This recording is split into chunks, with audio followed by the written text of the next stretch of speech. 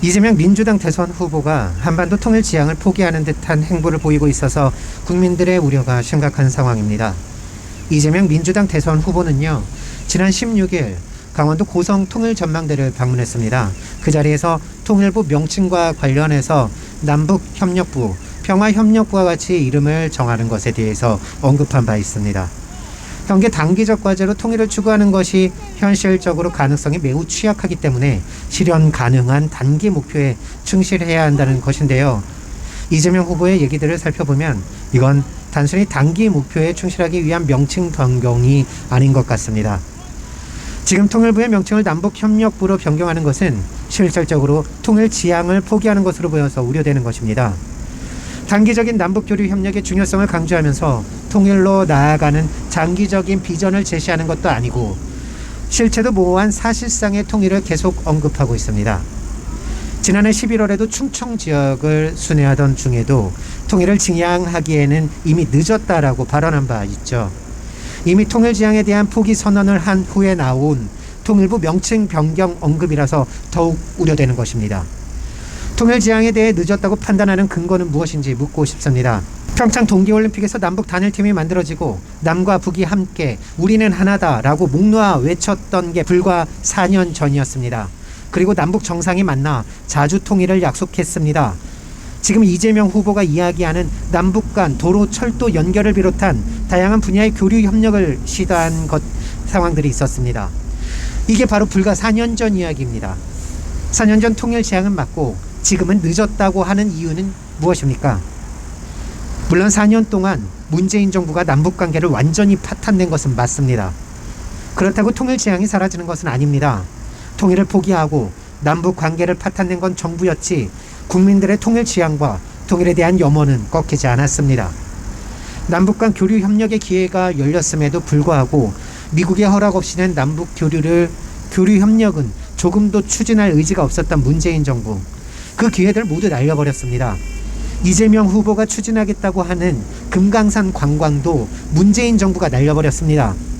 이재명 후보는 금강산 관광 재개 합의 이행이 늦어지면서 북한 측이 상당히 불만을 갖고 있는 것이 장애 요인이 될 것이다, 그렇게 이야기하는데요.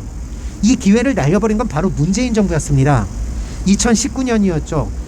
북측에서는 김정은 위원장이 직접 신년사를 통해 조건 없는 금강산 관광 재개를 언급한 바 있었습니다.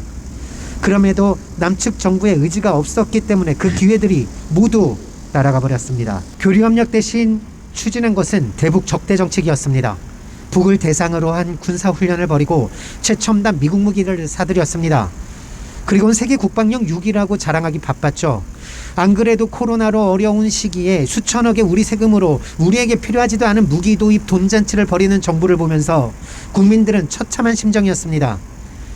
그렇게 남북관계가 파탄의 지경에 이를 때까지 통일부는 도대체 무엇을 하고 있었습니까? 남북관계가 파탄나는 동안 아무것도 안 하고 있었던 통일부, 이제 와서 통일은 단기적으로 어려우니 남북협력부로 이름을 바꾸면 남북협력은 잘 될 것 같습니까? 통일을 지향하지 않은 남북협력이 가능할 것 같습니까? 통일을 지향하지 않는다면 북측은 굳이 남측과 교류협력을 위해 노력할 이유도 없을 것입니다. 개성공단만 봐도 알 수 있습니다. 개성공단 노동자들은 중국, 러시아, 아프리카 등 해외로 진출한 북측 노동자들에 비해서 훨씬 적은 임금을 받으며 일했고 개성공단 부지 또한 무상으로 제공됐습니다. 남과 북이 통일을 지향했기 때문입니다. 한미동맹 강화를 이야기하면서 북을 대상으로 한 군사훈련을 벌이고 북을 대상으로 한 최첨단 미국 무기들을 사들이면서 대북 적대 정책을 이어가면서 어떻게 남북 교류 협력을 기대한다고 하는 것입니까? 이재명 후보가 이야기하는 실용적인 대북 정책, 문재인 정부가 파탄내었던 남북관계를 돌아보지 않으면 전혀 현실성도 없고 실효성도 없는 공약이 될 것입니다. 통일 지향을 포기한 실체도 없는 사실상의 통일은 그저 분단 상태와 다르지 않습니다. 통일 지향 없이는 남북 교류 협력이 확대될 수 없고 남북 간 대립도 지속될 수밖에 없습니다.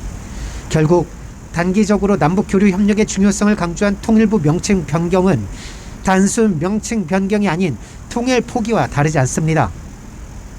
지금 통일 지향이 늦었다고 하는 것도 결국 이재명 후보가 통일 지향을 포기했기 때문 아닙니까? 국민들은 대북 적대 정책으로 남북 관계를 파탄낸 문재인 정부를 성토하고 있습니다. 국민들은 명확한 통일에 대한 의지를 갖고 남북 관계를 풀어나갈 정부를 기대하고 있습니다. 국민들의 통일에 대한 염원은 꺾이지 않았습니다. 국민들의 통일의 염원 앞에 통일 지향을 포기하면서 나라를 책임지겠다고 나서는 모습이 안타까울 뿐입니다. 지금이라도 우리나라의 미래를 생각한다면 문재인 정부의 완전히 실패한 대북 정책을 돌아보고 남과 북이 합의한 자주 통일을 실현시키기 위해 온 힘을 다해야 될 것입니다.